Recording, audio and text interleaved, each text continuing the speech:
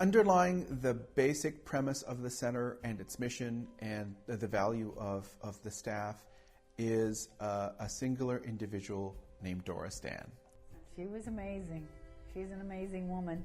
She got a lot done. She was one of a kind, I would say.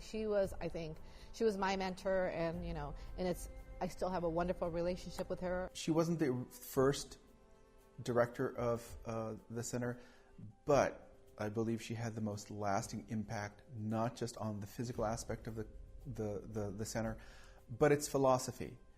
Again, its philosophy is service to the community, whatever that means. It is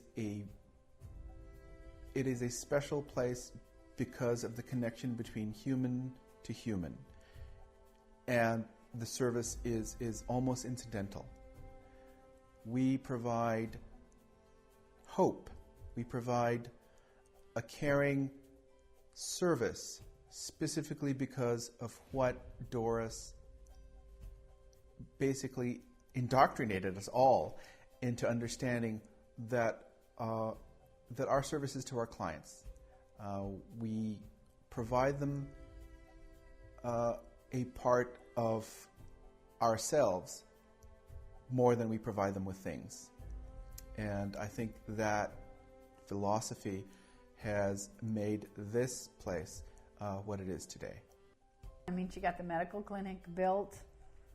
That was a big task. They went from this little house and trailers in the parking lot to a beautiful new facility for the medical clinic and the offices and programs and stuff there. And then she competed against cities and got the grant to build the kids campus. She got the church on board. She got the diocese on board. And she was a pretty amazing lady. Dennis O'Prey was a big part of, the two of them were a pretty awesome team. Well, you always think when you retire that you'll travel or you'll do something special. But I had traveled. I traveled all over the world working for the Broadway, so that wasn't, for me, very appealing. In fact, staying home and being at one place was really quite desirable. And this gave me an opportunity to be active, do something different, something very creative, where I could use all the skills that I had developed over the years and to develop a whole bunch of new ones that I never knew existed. I worked at the food bank. As a volunteer? Yes, first as a volunteer and then later as the manager. Working at the food bank, I did everything. I helped to give out food. I didn't have much Spanish. I had high school Spanish, but most of the people spoke some English and I spoke some Spanish, so we managed to get along and I interviewed people. And as long as I controlled the questions, it was not a problem because I could say the Spanish I knew and they would say the English they knew and we would manage to get through it.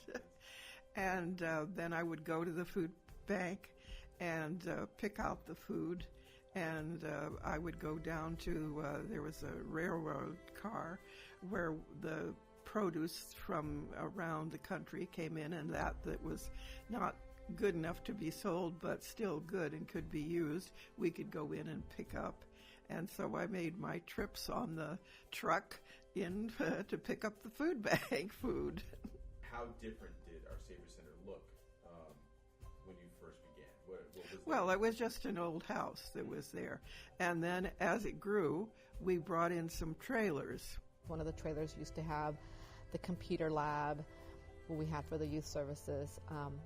And then we had another trailer, which we had before an employment center, and then they used to share it with the clinic. So the clinic then had their own space.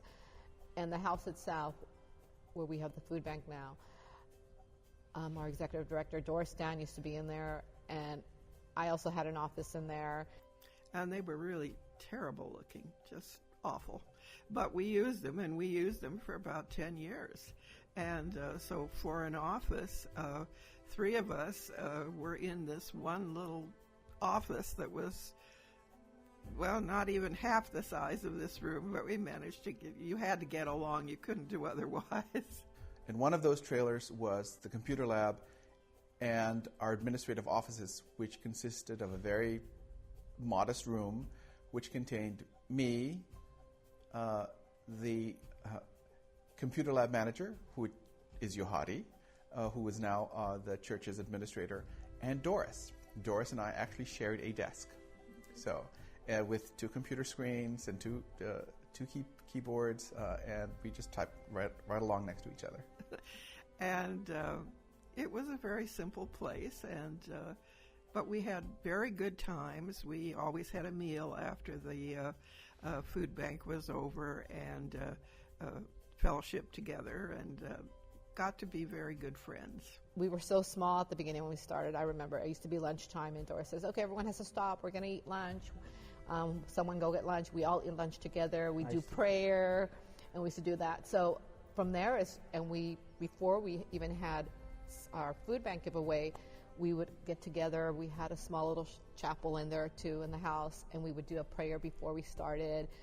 From day one, she always thought that the youth program at Our Saviour Center needed a teen canteen. That's what she wanted to call it, which makes no sense why we want to call that. With Doris, always made us look beyond. So we would do every year when she was exited, we would just do 5-year goals. We would talk about what we're doing currently, how successful that is, and then we would go on and look, how to write what we want to do next year, all the way to the 5th year. And she always says, just think of what you could do 5 years from now. And so one of my things on my goals was always to have something for the kids, because the kids, I would be at our side, and we were just outgrowing the different rooms that they were giving us. I would outgrow this room, this room, this room. So it was a time where she just, well, what could you do if you had your own space? And I would just always include it in my goals. And so I think she finally saw that it was needed, because I had waiting lists for different of my activities. And she says, okay, we need to start doing that. So I think thanks to her having us always think and just dream, she says, guys, just think about it. What could you do 5 years from now? She goes, you never know. And I remember when she finally got this bill, she goes, see, that's the reason why I had you guys do goals. It happened. Kids Campus was built, I would say, around 2003, started the process of it. We finally moved in 2006 when we opened the doors on September 11, 2006. It took a lot of work from all of us as far as raising money, writing grants. Margarita and I were able to, back in 2003, I think, we found the grant that was able to build this facility. At that time, we wrote for a Murray Hayden grant, which in reality we were expecting to be turned down, but we were expecting to use that experience to write a better grant next time. We, in fact, eventually were the largest recipient of a Murray Hayden grant, which allowed us to build our Kids Campus, eventually the Dorris Dann Kids Campus, through the Murray Hayden program, as well as a capital gift from Jane Messler, who bought the property. At the same time, we also received backing from, of course, the Church of Our Saviour.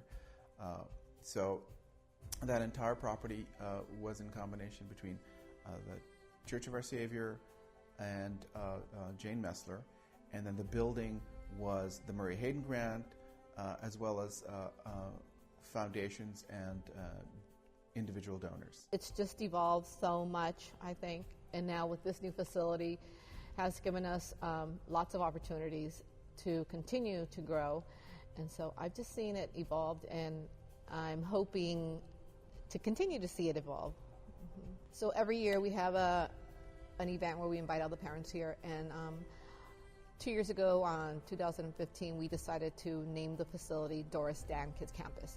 Well, since we had the building here, it never had a name. We would always have people come in and say, what is this building? So we finally got the name up, but it was Dorris Dann Kids Campus. And when we had Doris come that day, I think when she saw her name up there, she was like, why did you guys do that? But we had to tell her, because of you, this building is here, and because of you, so much more is here. So I think what an honor to name this building after her. Mm-hmm. We were just a bunch of volunteers. We didn't have any special training or expertise, but we saw a need. And we felt that with God's help, we could probably manage to do something. And I think too often people underestimate what they can do if they really set out to try.